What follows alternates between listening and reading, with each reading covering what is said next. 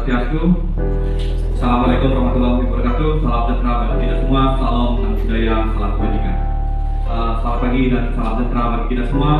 Yang terhormat Ibu Kepala Sekolah di Universitas Tani, datang dalam praktek berbagi baik dengan pembelajaran deep learning dengan tema pembelajaran deep learning untuk meningkatkan hasil belajar di SD 1 Tani.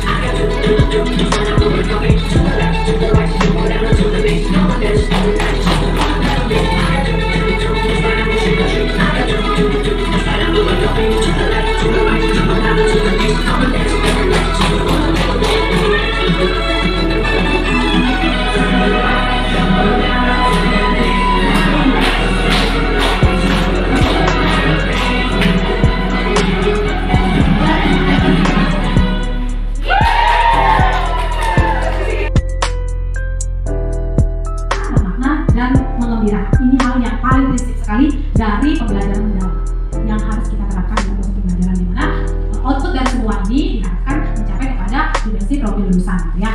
8 profil kelulusan: wanita, kewargaan, kreativitas, dalam kritis, kolaboratif, kemandirian, kesehatan dan komunikasi. Ini yang berunit kesehatan dan komunikasi. Penambahan dari profil belajar Pancasila, di mana tentang Undang Undang Maha Esa kita sudah tahu juga misalnya seperti apa. Kewargaan juga bersama dengan kebinekaan global, ya, di profil belajar Pancasila. Kemudian tanggung jawab sosial, komitmen. Tidak lagi pembelajaran itu terfokus hanya secara olah pikiran dan kognitifnya saja, di mana keseluruhan itu menjadi satu kesatuan. Dari rasanya, dari perilakunya, baik itu dari estetiknya, empatinya itu disatukan, dan kesehatan dalam keseluruhan itu penting. Jadi di sini pada kali kita memuliakan proses belajar yang bersandar, bermakna dan mengembirakan. Ini kata kunci dalam pembelajaran deep learning ini. Memuliakan, di mana penerapannya ini diharapkan keterlibatan saling menghargai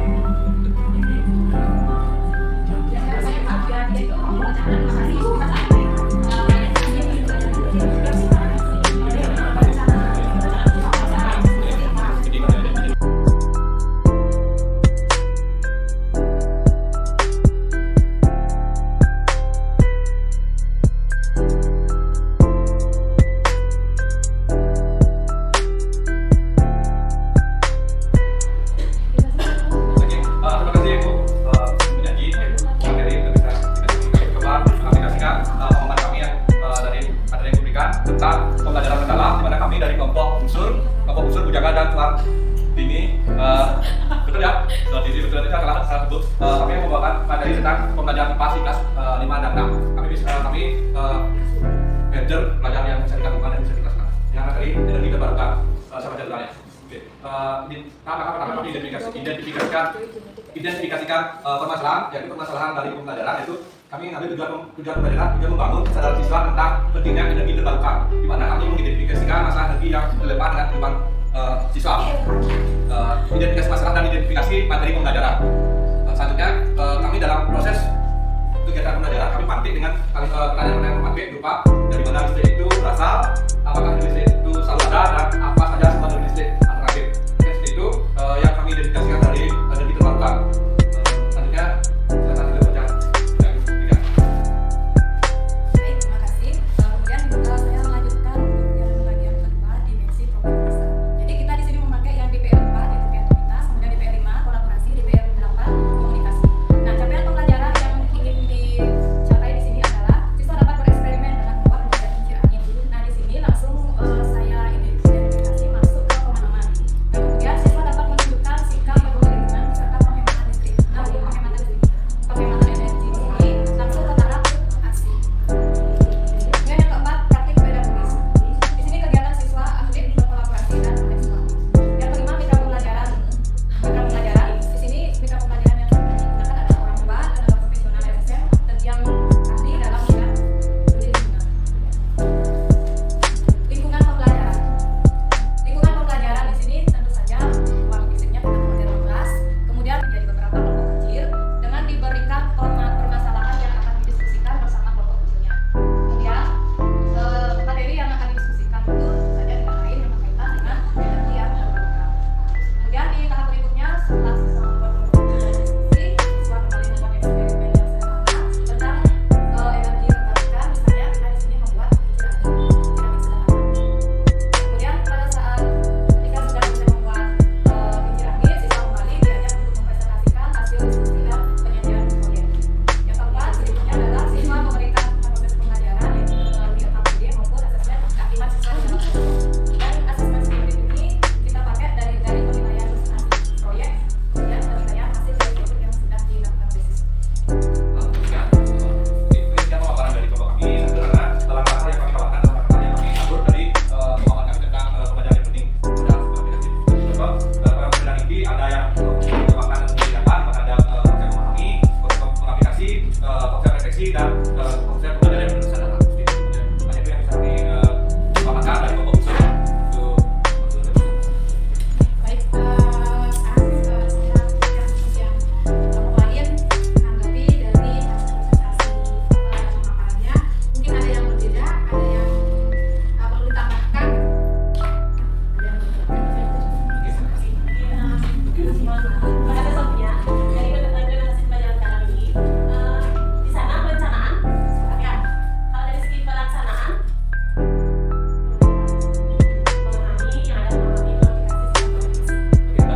Itu bukan yang paling tadi pelaksanaan segi pelaksanaan.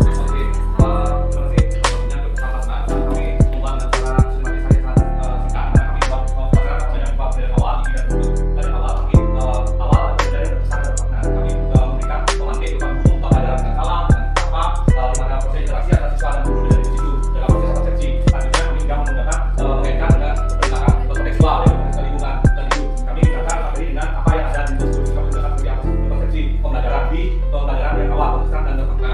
Tadinya pembelajaran ini itu kan bermakna dan membirakan. Proses bermakna dan membirakan kami aplikasi ke dalam beberapa langkah yang sudah dipaparkan oleh teman-teman kami, di mana ada proses menjadi proses memahami, proses mengaplikasi materi yang didapat, di mana di situ ada proses kan mengaplikasi, di sana ada proses refleksi, dan terakhir guru dapat bentuk di mana proses pembelajaran didasarkan atas kesadaran.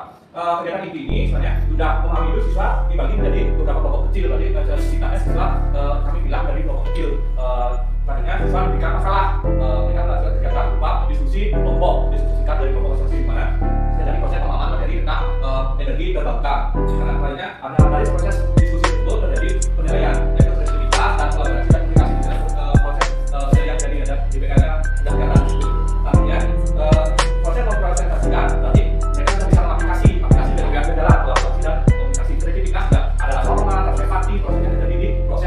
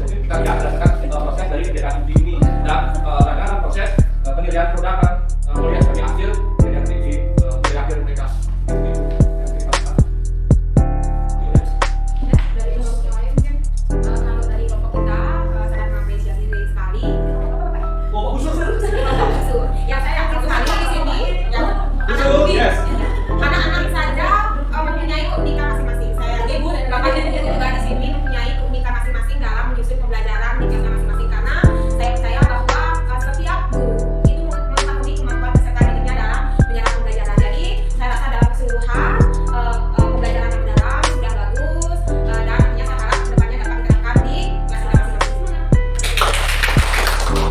Kita lagi yang bertanya. Coba lagi ya.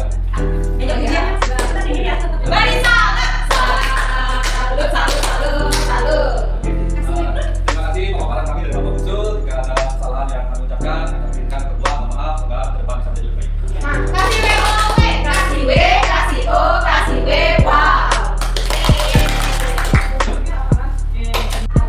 Izinkan kami dari kelompok A, D, Y akan mempersembahkan sebuah yel-yel. Siap? Oke, 1, 2, 3. A, D, E, A, D, E, A, D, E, A, D, E, A, D, E, D, E, A,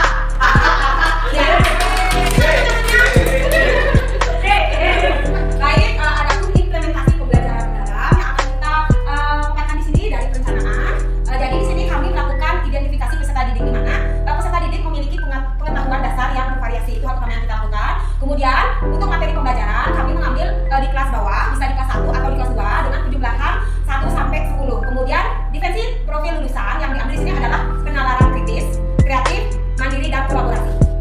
Kemudian desain pembelajaran, untuk capaian pembelajarannya yaitu peserta didik dapat melakukan operasi penjumlahan dan pengurangan dengan menggunakan benda-benda konkret yang banyaknya sampai 20. Kemudian cerita disiplin ilmu yang kita ambil di sini adalah matematika. Kemudian tujuan pembelajaran di sini peserta didik dapat memahami makna penjumlahan dan pengurangan menggunakan penjumlahan 1 sampai 10 dengan benda konkret. Kemudian topik pembelajarannya yaitu penjumlahan dengan menggunakan benda-benda konkret yang tentunya nanti dapat dimanfaatkan dari lingkungan sekolah. Kemudian materi teknologi yang kami di sini yaitu kontekstual. Kemudian kemitraan pembelajaran. Jadi di sini kami melakukan kemitraan dengan lingkungan sekolah, guru dan peserta didik. Kemudian lingkungan sekolah misalnya di Jakarta. Kemudian pemanfaatan digital kami menggunakan PowerPoint dan game-game penjumlahan. Dan nanti untuk pelaksanaan kegiatannya akan dipaparkan oleh Mas. Ya, dalam pelaksanaan ada kegiatan awal, inti dan penutup. Pada kegiatan awal, guru membuka pembelajaran dengan salam, doa, sapaan ramah untuk menciptakan suasana yang positif. Yang kedua, guru memberikan pertanyaan pemantik sesuai dengan materi, benar konkret atau sesi. Yang ketiga, guru memaparkan tujuan pembelajaran. Yang keempat, ada SDG untuk mengawali anak-anak saat awal pembelajaran. Masuk kegiatan inti, guru menampilkan video pembelajaran sesuai materi. Selanjutnya, guru menggali informasi yang sudah didapatkan dalam video pembelajaran dalam bentuk kelompok kecil. Peserta didik sudah dibentuk bentuknya kelompok kecil, bisa 2 atau bisa 6. Yang ketiga, peserta didik ditugaskan mencari benda konkret yang di sekitar sekolah yang akan dijumlahkan. Yang keempat, peserta didik mengerjakan KPD secara berkelompok. Yang kelima, peserta didik mempresentasikan hasil diskusi kelompoknya dari KPD. Yang keenam, guru memberikan apresiasi umpan balik dan penguatan atau refleksi.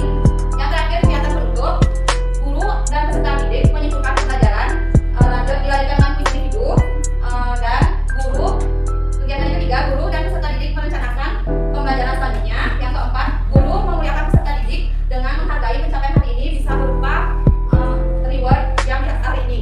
Saya dia dikasih bintang. Terus yang kelima, ada pembelajaran ditutup dengan doa dan salam. Selanjutnya, asesmen pembelajaran akan dilakukan oleh Bu Eva. Terima kasih Bu Made. Tadi sudah dijelaskan perencanaan oleh Bu Tara, pelaksanaan oleh Bu Made, dan sekarang bagian asesmen pembelajaran.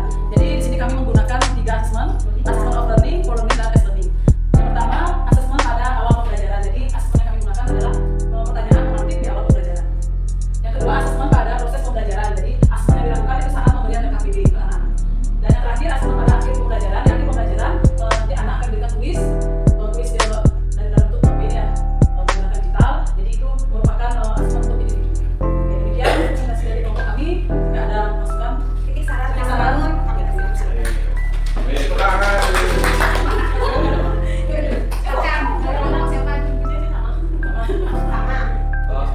Jangan ke Bapak Usul ya, memberikan apresiatif untuk kelompok apa ya? Iya, jadi saya bagus di mana peluang berbagi konsep pemikiran dan berbagi juga kelompok pemikiran itu perencanaan, pelaksanaan dan asesmen mana sebenarnya itu sudah kami aplikatif pada tugas yang kami buat. Tapi bentuk formulasi dari itu lebih keren, benar. Polanya lebih terstruktur, lebih kreatif. Dan itu dimana saya akan banyak belajar dari pendekatan pemahaman pendekatan di deep learning dari kelompok HDI itu bisa saya berikan bekal dalam pembelajaran di kelas. Terima kasih. Terima kasih Pak Agus, udaranya bagus. Jadi, ada lagi? Ini dari kepala saya. Untuk langsung kita kasih. Silakan saya, Ibu Nyoman Mahadiati. Kami dari kelompok Ibu kita balik. Ya Kak Budi ya, Budi dan adik-adik kita begitu. Pada kesempatan ini sebelumnya semuanya masih sehat. Sehat apa kabar hari ini? Saya sehat dan bahagia. Ya, kita terus teriak-teriak. Berdiri dong, teriak mana? Berdiri. Telepon ceria. Cek. Diri. Ha. Ceria. Hari ini saya akan menjelaskan tentang implementasi pembelajaran mendalam. Yang pertama itu dari perencanaan. Di perencanaan ini ada identifikasi, yaitu sekitar tidak mengetahui yang kita ambil adalah tentang hewan dan tumbuhan yang merupakan pada dari fase C. Ya, itu mata pelajarannya yaitu IPA. Yang kita pakai adalah DPL, kreatif dan kemandirian. Setelah itu, dari lintas disiplin ilmu yaitu IPAS, kita ambil dari IPAS. Tujuan pelajaran yang ada di sini peserta didik menganalisis peran makhluk hidup pada rantai makanan dan membandingkan mengelompokkan makhluk hidup dalam rantai makanan. Dan perencanaan yang ketiga yaitu topik pembelajaran rantai makanan. Jadi yang pertama praktek pedagogisnya kita memakai pembelajaran hibrid. Yang kedua mitra pembelajarannya yaitu guru dan siswa. Lingkungan pembelajarannya tentunya lingkungan sekolah. Pemanfaatan digital melalui video pembelajaran. Pengalaman belajar yaitu awal pembelajaran siswa disiapkan untuk menerima pembelajaran dengan baik. Kelas dikenalkan untuk siap belajar, siswa diputarkan video terkait materi pembelajaran. Setelah itu guru memberikan motivasi kepada siswa untuk mempersiapkan pembelajaran dengan mengerjakan evaluasi terkait materi.